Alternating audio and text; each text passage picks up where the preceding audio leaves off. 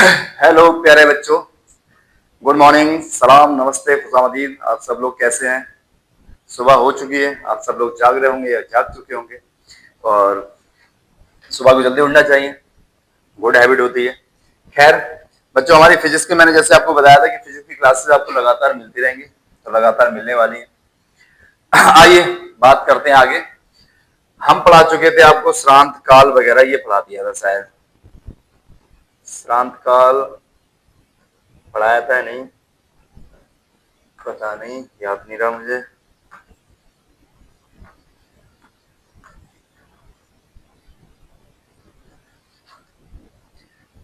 चलिए, आज एक है वैद्युत धारा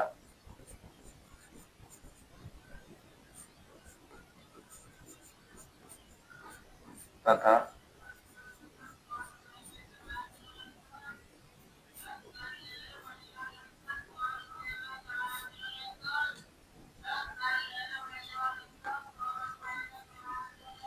अनुगमन वेग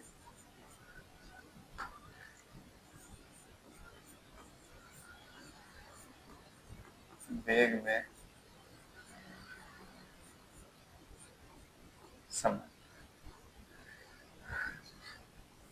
relation between drift velocity and electric current, electricity. Drift velocity and electric city, electric current, relation between. धारा को हम लिखते हैं बच्चों आई से। कैसे लिखते हैं?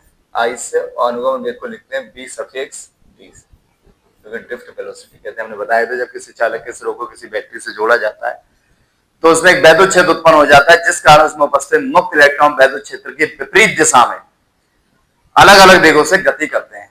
और इन इलेक्ट्रॉनों के औसत वेग को, जो अलग अलग वेग से गति कर रहे हैं, इनके औसत वेग को अनुगमन वेग कहते हैं। इसे v सबसे डी से व्यक्त करते हैं। ये था। अब इसमें हमें क्या बताना है? रिलेशन बताना है, संबंध बताना है। तो बस मान लेते हैं, माना चित्र में कोई चालक है। माना चित्र में क्या है? कोई ये चालक। माना चित्र में कोई चालक।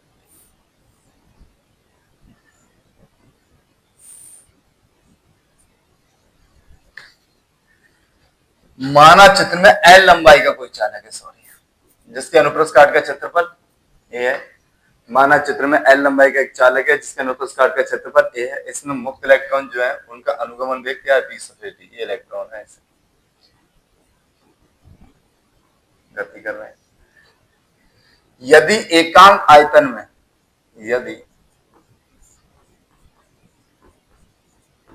एकांक आयतन में इलेक्ट्रॉन की संख्या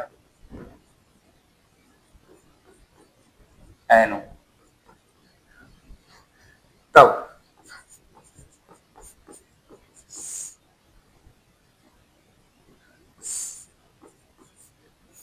यदि चालक के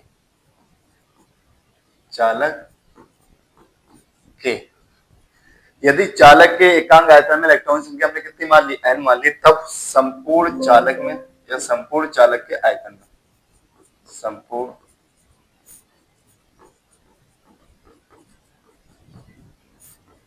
आयतन में इलेक्ट्रॉन की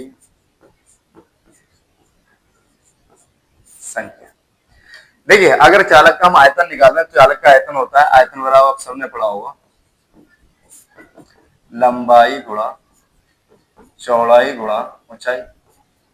लंबाई चौड़ाई अपने आप में क्षेत्रफल में आ जाती है, इसकी जगह ए लग जाएगा। ऊंचाई की जगह कौन आ जाएगा? एल, क्योंकि लंबाई ऊंचाई की तरह काम करती है। तो आयतन ए एल होता है।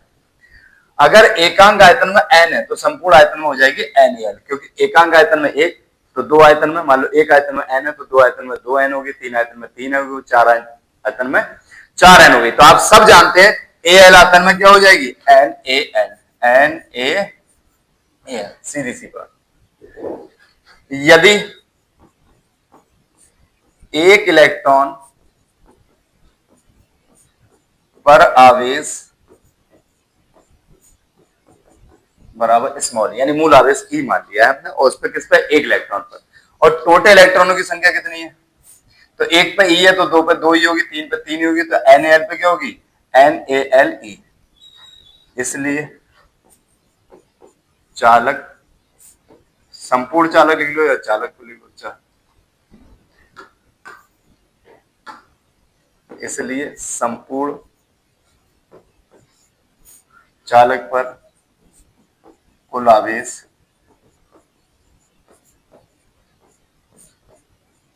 Q बराबर, संपूर्ण चालक Q बराबर, भैया एक पे E है, एक इलेक्ट्रॉन पर आवेश कितना है E, तो दो पे दो ही, तीन पे तीन ही, और इलेक्ट्रॉन है कितने NaL, तो ये हो जाएगी NaLe। भैया एक पे एक ही, दो पे दो ही, तीन पे तीन, तो NaL पर NaLe हो जाएगी कि नहीं हो जाएगी। ये संपूर्ण चालक पर क्या मिल गया, आयतन मिल गया हमारा Q बराबर Na। अगर किसी इलेक्ट्रॉन को संपूर्ण चालक की संपूर्ण लंबाई या पूरे चालक को पार करने में यहां से यहां तक मान लो T समय लगे, कितना समय लगे T, और वेग जानते हैं किस वेग से जा रहा है, v सफिक्स d से, तो यहां लिख देते हैं यदि किसी इलेक्ट्रॉन को संपूर्ण चालक पार करने में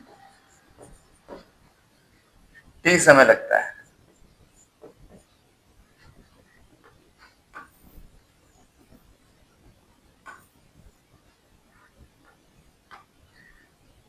T का पार करने में T समय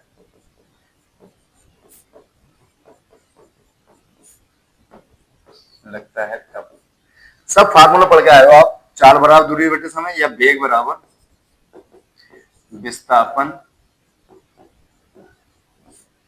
बटे समय, वेग बराबर विस्थापन बटे समय, ये हम सब पढ़ के आए हैं। क्या होता है, वेग बराबर विस्थापन बटे समय, हम सब पढ़ के आए, कोई दिक्कत तो नहीं है, ज्यादा डार्क हो गया इतना से, वेग बराबर विस्थापन बटे समय, ये सब पढ़ के आए, कोई दिक्कत तो नहीं, कोई इशू तो नहीं है। वेग कितना है बच्चों, v सफिक्स d, विस्थापन कहां से कहां तक चला, वो इतनी दूरी चली n, अपॉन समय कितना लगा बच्चों, मैंने लिख दिया कि पार करने में कितना समय लग रहा है t, तो यहां से t अगर निकाल लिया जाए तो t बराबर आएगा l, ऐसे ही रहेगा। इस t ने b सफेद d की वैल्यू ले ली, तो b सफेद d किसकी वैल्यू ले लेगा, इसकी ले लेगा, ये आ गया t बराबर किसके बराबर, t बराबर l अपॉन b सफेद d। अब हम जानते हैं b नोट डेट,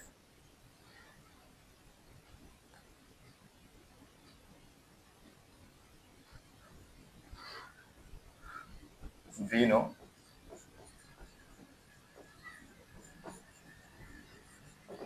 क्या जानते हैं हम, b नो डेट आप सब जानते हो, सब पढ़ के आए हो 10th क्लास में, आपने पढ़ा है I बराबर q अपॉन t, पढ़ा है कि नहीं पढ़ा है बताओ। तो मेरे को q चाहिए था, t चाहिए था, तो मैं q तो पहले निकाल चुका हूं, ये वाला q निकाला है मैंने, देखिए ये मैंने क्या निकाला है, ये मैंने q निकाला है, और यहाँ पर मैंने क्या निकाला है, ये t निकाला है, तो ये दोनों चाहिए थे मुझे, इसलिए मैंने पहले q निकाल लिया। पूरे संपूर्ण चालक पर कितना आवेश है, q बराबर NaLe, और समय कितना है l upon b suffix t, तो हम लगा देंगे, यहाँ पर लगा दीजिएगा, q की वैल्यू लगाइए कितनी है, t का NaLe अपॉन t, t की वैल्यू लगा दो कितनी, l upon b suffix t, ये L से L कट जाएगा, ये बटे का बटा है तो कहां जाएगा ऊपर, ये रूल होता है, तो I इक्वल टू NaE सफेद जी, पढ़ने में नहीं आ रहा, मजा नहीं आ रहा, तो इसे लिख दो I बराबर NEA, N के बाद ही लिख दो NEA, अब मजा आ रहा होगा, NEA V सफिक्स D, और यही मेरे को क्या करना था, प्रूफ करना था, प्रूफ इतनी सिद्धम, भाई ये तो सिद्ध करना था, यही क्या करना था मेरे को, सिद्ध करना था। देखिए क्या था, वैद्युत धारा I तथा अनुगमन वेग v सफिक्स d में संबंध, रिलेशन बिटवीन मतलब बीच में, ड्रिफ्ट वेलोसिटी एंड इलेक्ट्रिसिटी, हमें क्या बताना, इन दोनों में संबंध बताना था, तो मैंने क्या करा इसमें अब फिर यदि मान लो एक चालक है जिसकी लंबाई कितनी है L, इसके अनुप्रस्थ काट का क्षेत्रफल क्रॉस सेक्शनल एरिया, ये क्रॉस सेक्शनल एरिया होता है, कोई भी चीज गोल हो उसे ऐसे कर काट दो सामने से, तो सामने से जो एरिया दिखेगा इसके वो क्रॉस सेक्शनल एरिया होगा, तो हमने मान लिया ये मोटाई के बराबर इसकी, ये क्या होता है क्रॉस सेक्शनल एरिया ये वाला। तो ये जो क्रॉस सेक्शनल एरिया वो हमने कितना मान लिया, ए मान लिया, कितना मान लिया, ये क्रॉस सेक्शनल एरिया है ये वाला।